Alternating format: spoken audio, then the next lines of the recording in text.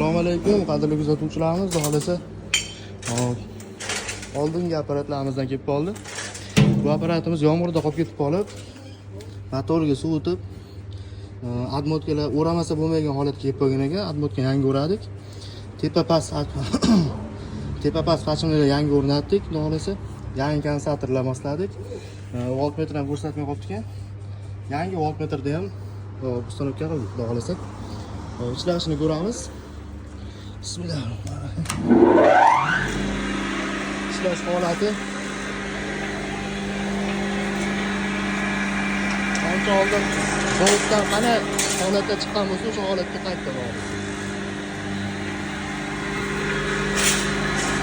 Mana sepkalari ichi qattiqroq bo'lib qolgan ekan. Yangi sepka o'rnatdik. Tashlanadi, cho'g'larni o'tkaziladi. Xudo xolasa egalariga yaxshi xizmat qilsin.